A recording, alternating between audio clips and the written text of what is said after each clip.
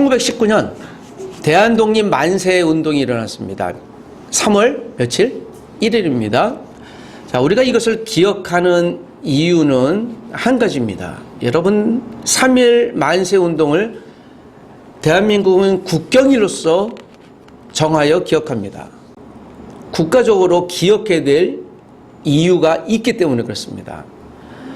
많은 분들이 1919년 3월 1일 대한민국이 일본의 불법 식민 통치 아래에 있었을 때 무저항운동으로 만세운동을 일으켰습니다. 유관순 열사나 또 많은 안중근 의사 같은 분들이 희생하면서까지 대한독립 만세운동을 외쳤죠. 이루어졌습니까? 대한독립이? 그 당시에 많은 분들이 그런 얘기를 했어요. 독립에 찬성하지 않았던 친일파들은 그런다고 독립이 오나? 그런데 여러분, 26년 뒤에 8월 15일 1945년에 드디어 민족의 해방을 얻은 것입니다.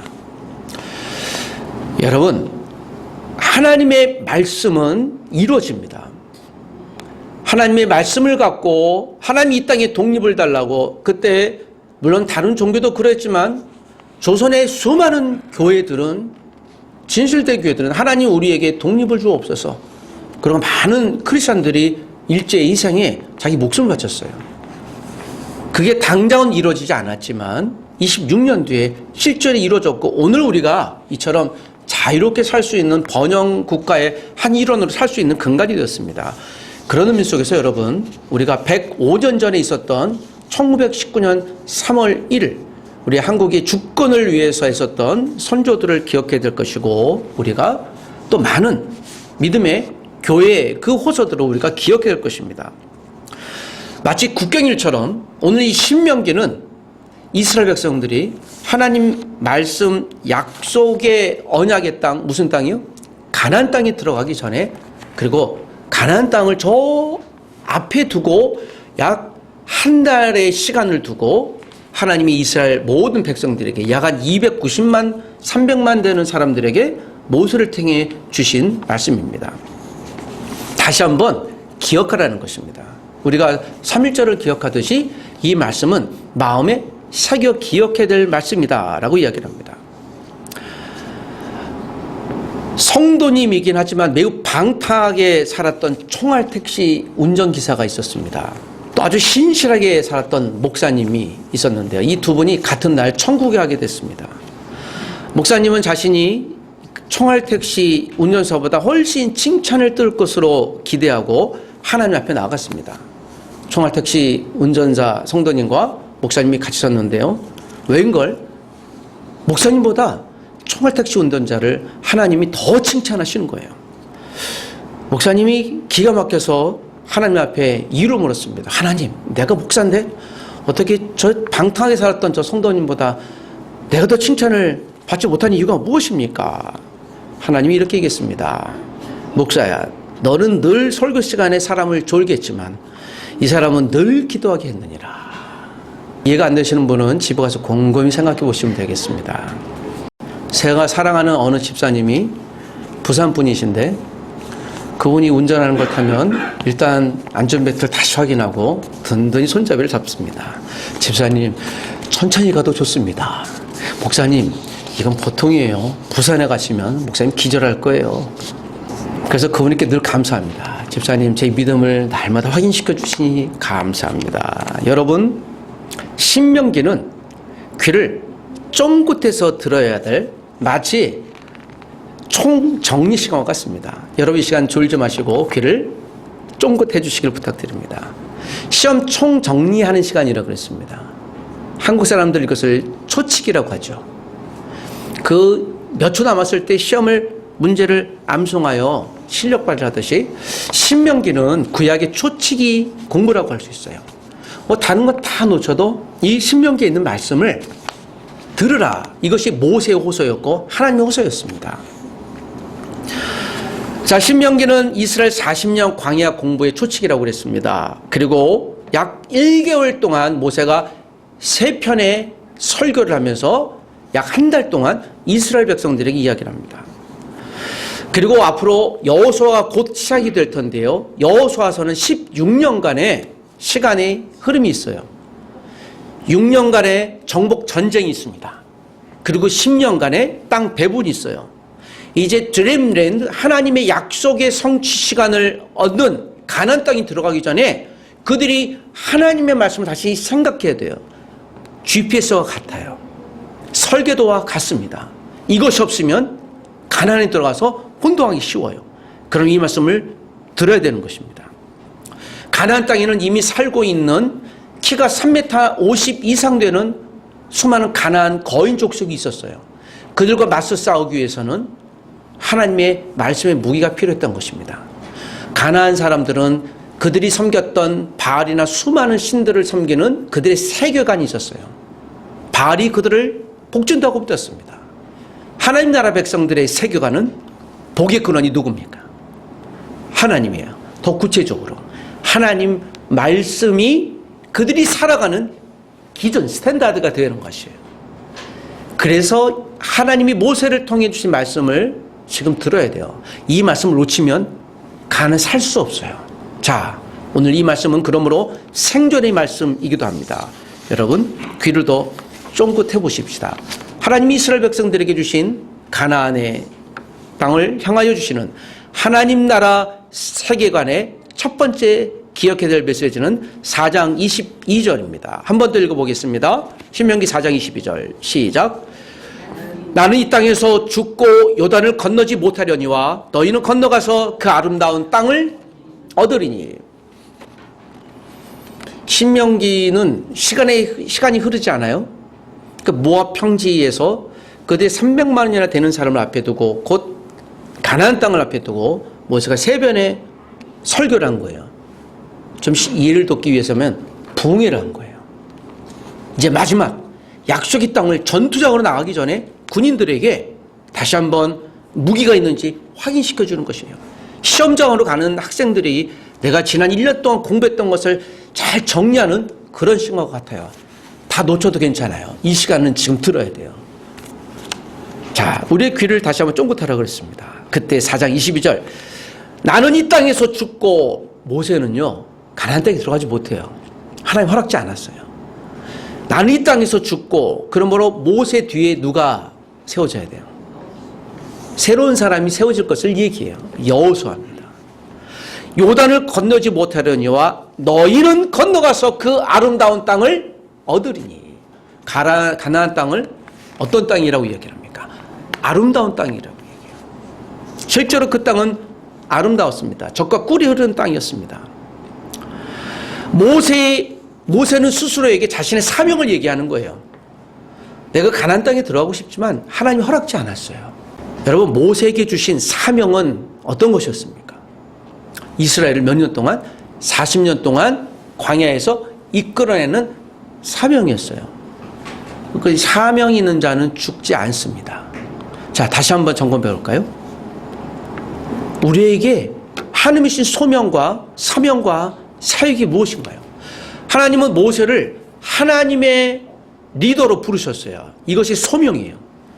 그러나 모세의 사명은 이스라엘을 광야에서 40년 동안 이끌어낸 것이 사명이었습니다.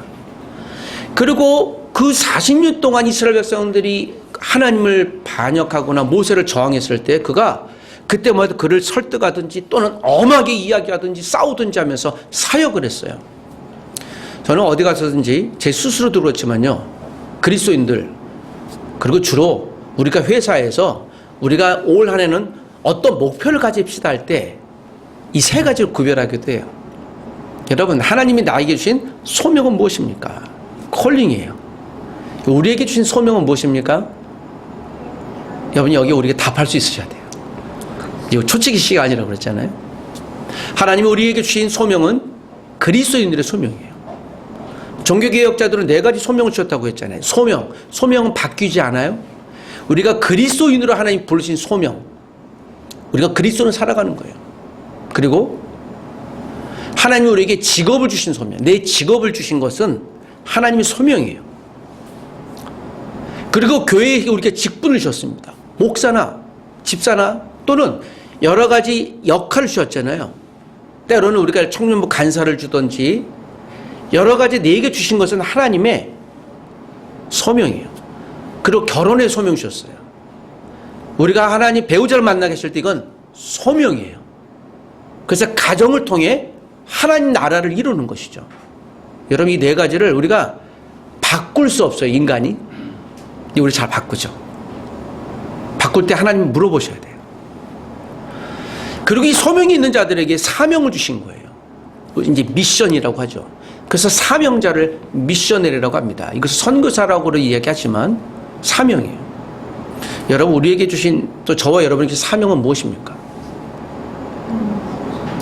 여기에 우리가 하나님, 내가 과연 이것이 사명입니까? 그러면 감당해 내셔야 돼요. 힘들더라도 감당해 내셔야 됩니다. 그리고 그 사명을 주신 분들에게 크고 작은 여러 가지 사역을 주세요. 사역은 그때그때마다 있기도 하고 없어지기도 합니다. 하나님, 내가 이 일이 하나님께 사명입니까? 고민하셔야 돼요. 그리스도인으로서 내가 이 자리에 있어야 될 곳이 아니면요, 그거는 아무리 금싸라기가 있을지라도 내가 포기할 수 있어야 돼요. 버릴 수 있어야 돼요. 이것을 우리가 분별이라고 합니다. 하나님이 솔로몬에게 그에게 은혜 주신 이유가 그가 하나님께 뭘 구한 거예요? 지혜의 마음이에요. 이거 분별의 마음이에요. 영어는 디저런이라고 하고 있는데요. 구별할 수 있는 마음을 달라고 했어요. 하나님 앞에 왕으로서.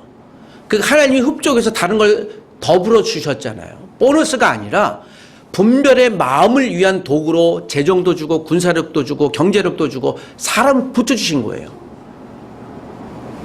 우리가 하나님께 간구하는 대부분의 것은 무엇입니까? 하나님, 우리에게 돈을 주시면 다른 걸 주십시오. 그래서 우리가 간구하는 것들도, 기도 노트도 우리가 분별해야 돼요. 우리 어떠한 권사님의 냉장고에 붙어있는 사명 선언문이에요. 보이십니까? 한번 읽어보겠습니다. 시작. 부엌은 나의 사랑하는 일터다. 저 뒤에 있는 거 냉장고에 하얀 거. 그거 제가 탁 찍어 왔잖아요. 그래서 제가 그 순간, 우와, 대단하지 않습니까? 부엌은 나의 사랑하는 일터예요. 가정주부인데요. 여기에서 내가 일터라는 거예요. 이분은 여기에 무엇이 있는 겁니까? 사명이 있는 거예요. 여기가 내 사역지예요. 그러니까 설거지를 하든 음식을 하든 내가 이것을 갖고 하나님이 주신 사명으로 하니까 음식 재료 하나 할 때마다 이 음식을 된장찌개를 만드는 건 사역이에요. 가족들을 먹이는 건 사역이에요. 사역으로 생각하니까 태도가 달라지는 거예요. 이분은 인스턴트 음식을 안 하세요. 예. 그 좀 밖에서 뭐 한번 먹을 양 치면은요, 전쟁을 해요.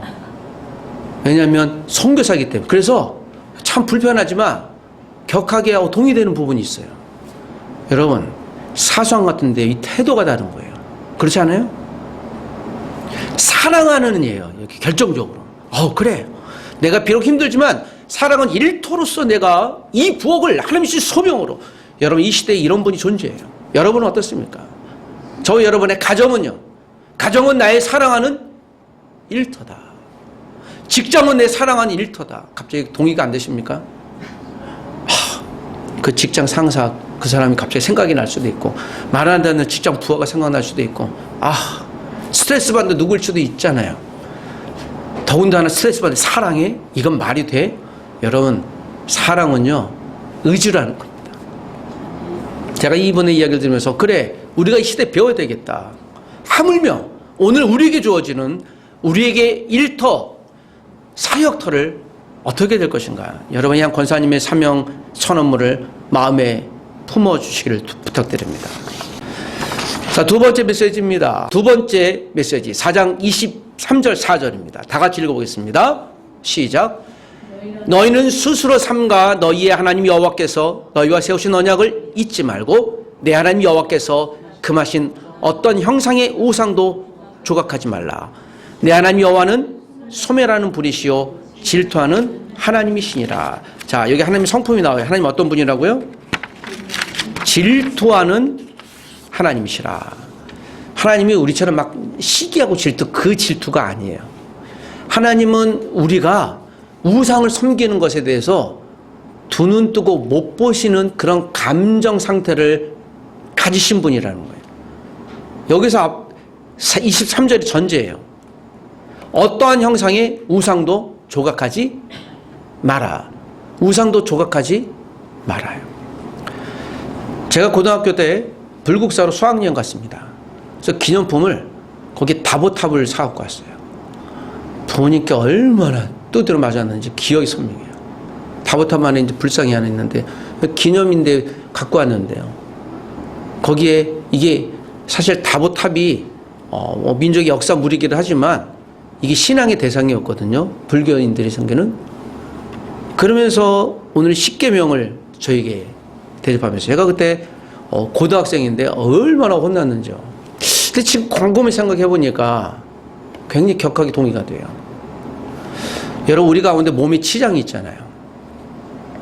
죄송한데 여러분 귀걸이 하신 분들 있잖아요. 귀걸이 연유는 무엇입니까? 귀걸이의 뜻은? 근본적으로 가면요. 내가 누구의 노예다라고 하는 거잖아요. 여러분 이사야에요. 화장품이 나와요. 화장품이 나와요. 그 화장을 했던 그 화장을 한 사람이 무당을 얘기하면서 얘기해요. 무당이 목걸이 한 거하고 귀걸이 한 거하고 치장품과 얼굴에 화장한 것을 얘기를 해요. 화장이 그 당시에는 그 신접한 사람들이 하는 치장을 의미하는 거예요.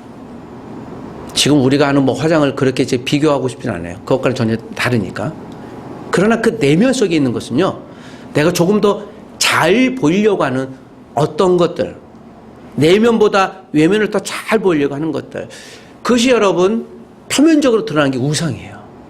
그래서 우상을 치열하게 하잖아요.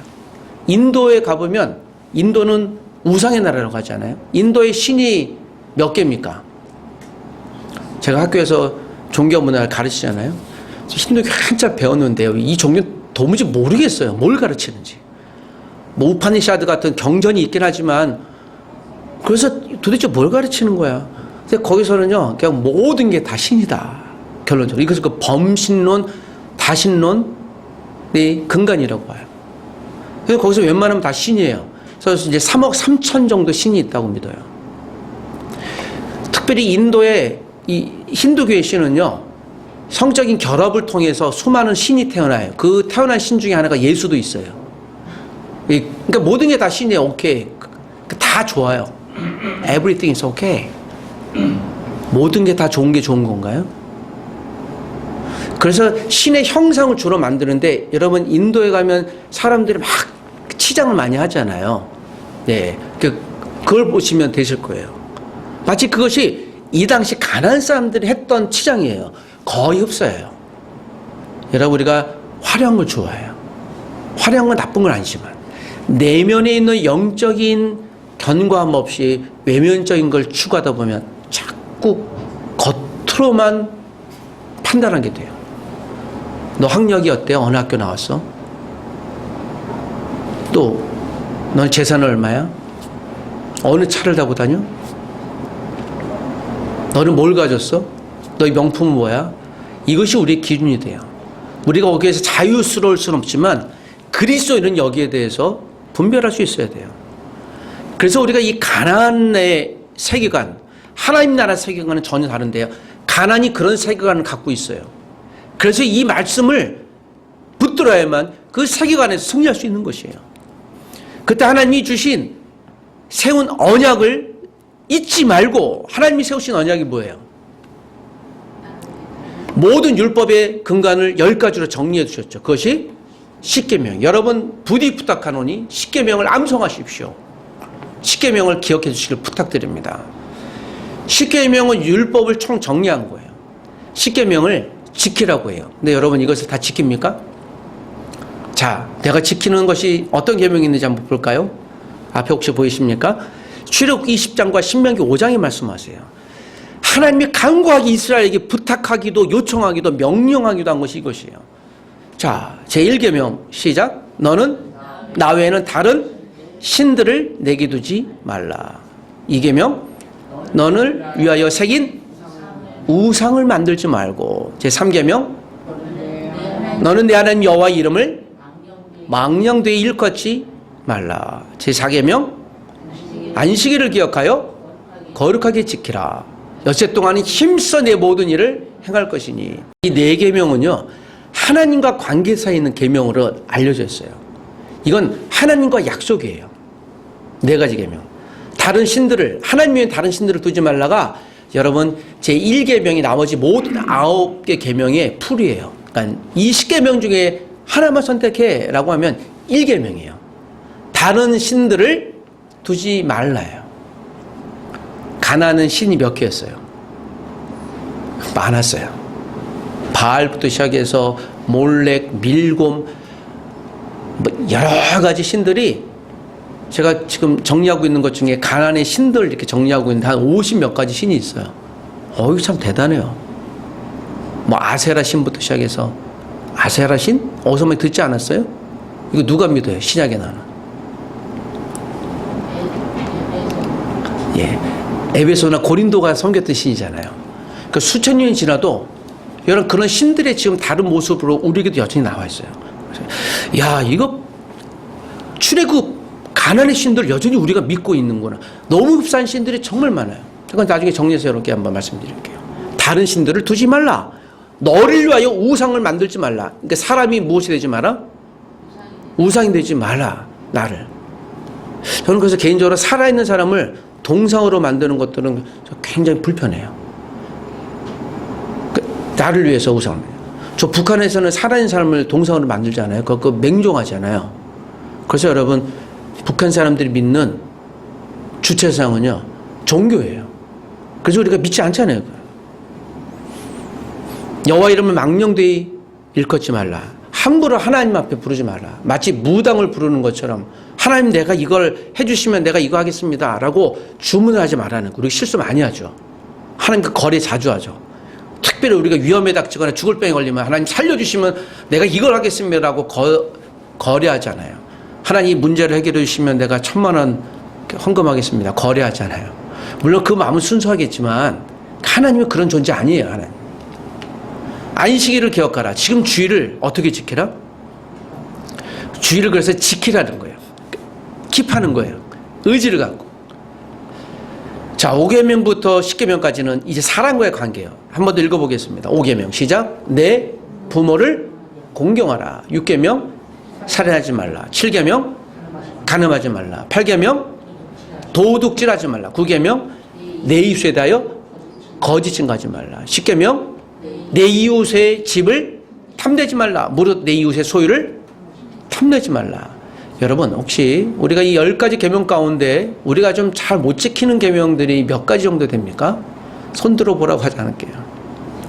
쉽지 않아요. 요새 선거철을 맞이해서 제 9계명을 우리가 잘 봐야 돼요. 내 이웃에 대하여 거짓 증거하지 말라. 그러니까 가짜 뉴스 있잖아요.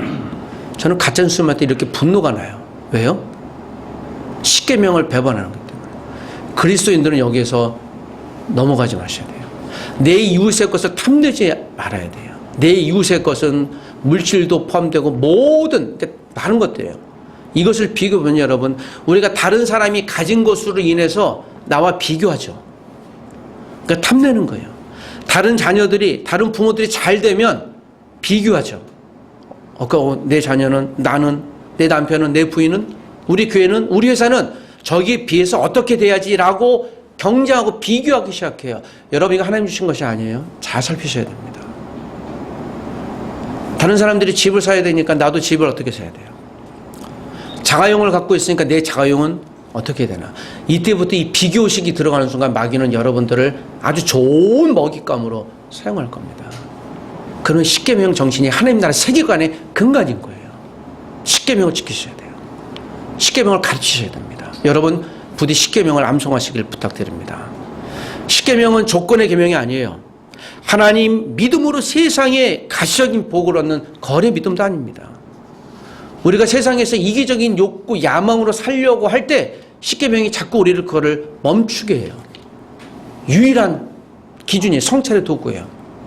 우리가 무한한 경쟁 시대에 오늘도 예배당을 쑥 나가면 여전히 우리가 경쟁 시대에 살 거예요. 저도 거기에 별반 지나지 않아요. 어떻게 하면 더 내가 설교를 잘할 수 있을까?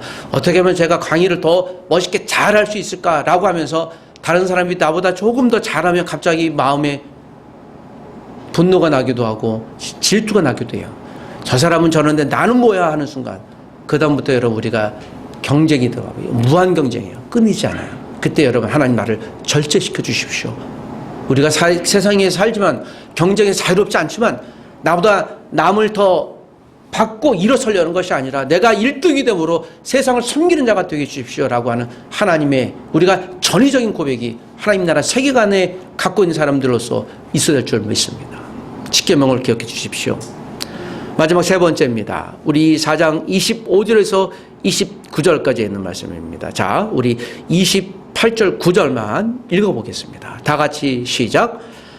너희는 거기서 사람의 손으로 만든 바 보지도 못하며 듣지도 못하며 먹지도 못하며 냄새도 맡지 못하는 목석들의 신들을 섬기리라. 그러나 내가 거기서 내 하나님 여호와를 찾게 되리니 만일 마음을 다하고 뜻을 다하여 그를 찾으면 만나리라. 자, 하나님의 마지막 말씀이세요. 하나님의 마지막 말씀. 이스라엘 백성들이 그 땅에, 그 아름다운 땅에 들어갔지만 그들이 너희들 중에 누군가는 분명 우상을 섬길 것이다. 근데 우상의 정의를 28절에 이렇게 해요. 보지도 못하고 듣지도 못하고 먹지도 못하고 냄새도 맡지 못하는 목석들의 신들이에요. 그 신들의 그 정의입니다. 여러분, 우리가 신이 존재합니까? 안 합니까? 우상이 존재해요? 안 해요? 우상의 신들이 진짜 역사합니까? 우리가 예를 들면 불상을 놓든지 어떤 목석을 놓든지 어떤 것을 갖고 절하면 거기에 복을 줘야 안 줘요? 안 주잖아요. 제가 중국에 우리 자매 신방하러 갔더니 중국 모든 가게들은 앞에 이렇게 개구리가 있어요. 그래서 개구리가 그 앞에 저보고 동전을 입에 하나 넣으면 이렇게 복을 준다고 그래서 제가 앞에 있는 동전을 빼가려고 그랬죠. 그래서 왜 빼가냐고 그래서 나는 이 두꺼비인지 관심은 없지만 사람들이 놓은 동전 내가 한번 가져가고 싶다. 근데 자기가 복이라고 가져가면 안 된다고. 그래요. 그 중국 사람들이 갖고 있었던 예전에 빠이빠이라는 신앙이 있는데 엄청나게 많은 신들을 섬겨요. 제가 일본에 쓰나미 났을 때 봉사를 한번 갔더니요. 그 봉사한 다 무너진 집을 청소하는데 물론 그 집에 제일 위에 여기로 보면 그 신이 있어요. 저게 뭐예요? 그랬더니 그 집은 다 무너졌는데 거기 조상들의 신이라고 해요. 거기 조상들을 이렇게 향을 놓고 모셔두는데요. 제가 거기를 물청소를 하다가 혼났어요. 주인한테. 그거 물청소하면 안 된다고. 손으로 잘 닦아야 된다고. 그래서 제가 갑자기 우라가 났어요. 화가 났어요. 아, 이런 빌어먹을 사람도 같지. 속으로는 얼마나 화가 나는지. 기껏 도와주러 왔더니 혼만 내고 말이야. 제가 화난 이유 중에 하나는요. 일본 사람 정말 미련하다. 정말 미련하다. 한 집이 아니에요. 그 동네가 95% 이상 다 그걸 갖고 있어요. 그래서 일본 사람들이 갖는 이 신개념이 어마어마하구나.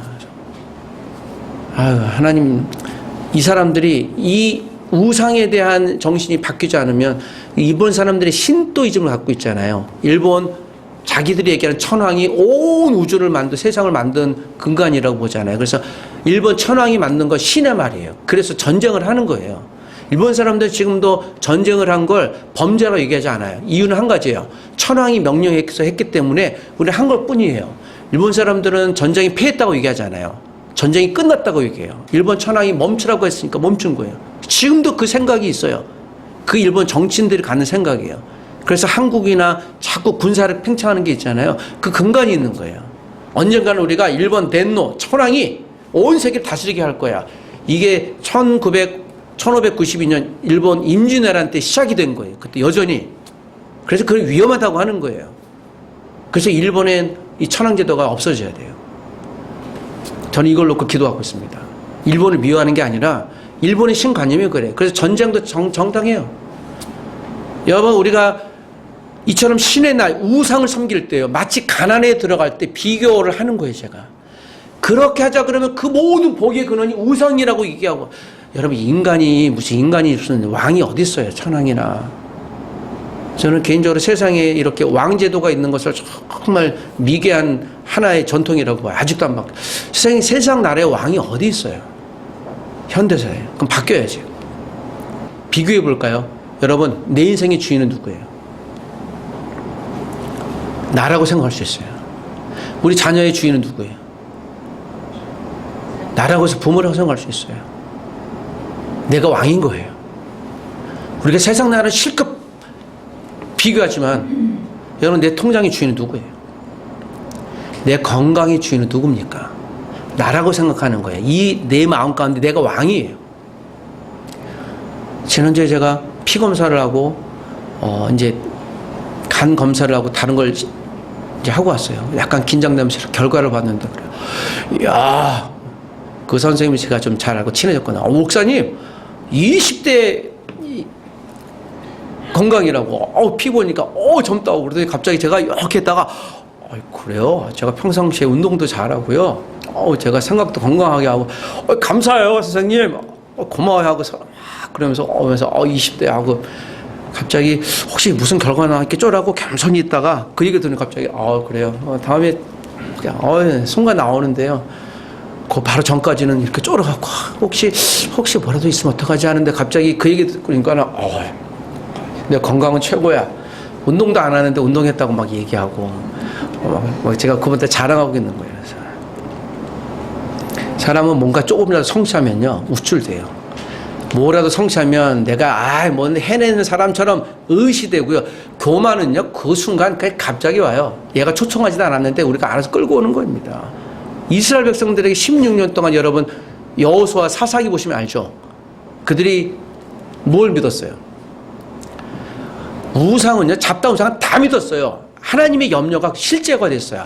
여러분, 이 말씀 우리가 반면교사 삼아야 돼요. 이건 그들의 이야기가 아니에요. 나의 얘기, 우리 얘기가 될 수 있는 것입니다.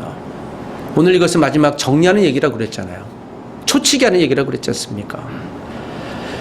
이 말씀은 무엇입니까? 29절에 마지막 말씀처럼 너희가 설마 거기 가서 실수하고 실패할지라도 나 여호와를 찾으면 내가 다시 너희에게 기회를 줄 것이다.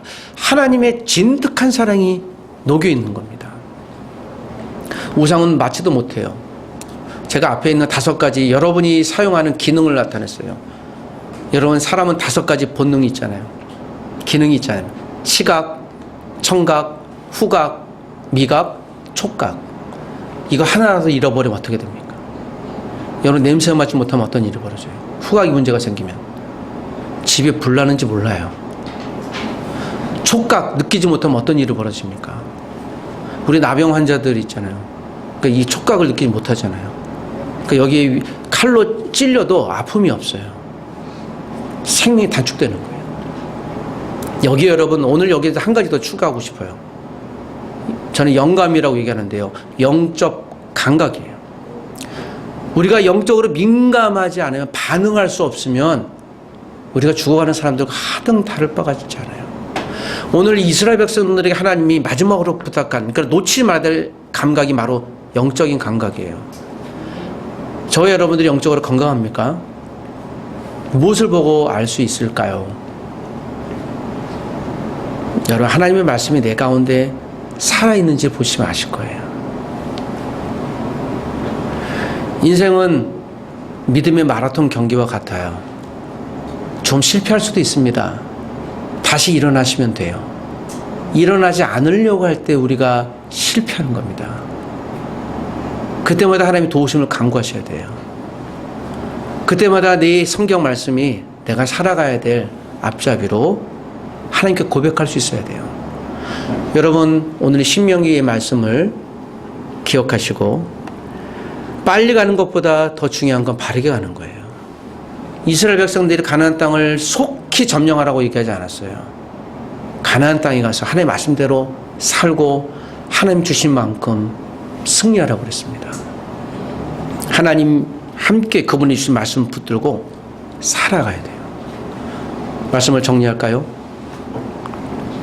우리가 세상으로 나가기 전에 여러분 다시 한번 신명기가 주시는 말씀을 붙들고 여러분들이 한 주를, 내 평생을 사셔야 돼요. 우상은 나도 모르게 옵니다. 제가 앞에 촬영하는데 가끔씩 마음이 불편할 때가 있어요. 예배 끝날 때. 집에 가서 영상을 보는데 가끔씩 레코드 버튼을 누르지 않았어요. 그때 막 화가 나요. 아, 왜 하지 않았을까? 제가 준비를 토요일부터 하잖아요. 그러니까 리허설을 3번 해봐요, 지금도. 기계가 뭐가 문제, 배터리가 없나 준비하고 아침에 와서 1번 더 하고 보통 많이 하는데요. 마지막에 레코드 버튼을 누르지 않으면 왜 안 했을까 하고 막 속에 분노가 순간 일어나는데 그 순간 제가 또 1번 와요. 그래, 이렇게 실수할 때도 있지, 그럴 때도 있지. 오늘 받은 하나님의 은혜를 그 레코드 1번 누르지 않았다는 것을 망치고 싶지 않은 거예요. 여러분, 우리의 감정은요, 영적인 감각 앞에서 통제돼야 돼요. 여러분, 이 하나님 말씀 앞에 우리의 일상이 통제돼야 돼요. 다스려야 돼요. 여러분, 이 말씀이 우리를 안전하게 지키는 하나님의 GPS요, 하나님의 안전장치가 될 것입니다. 하나님, 이 말씀으로 내 영적인 감각을 깨워주십시오. 기도하십시다.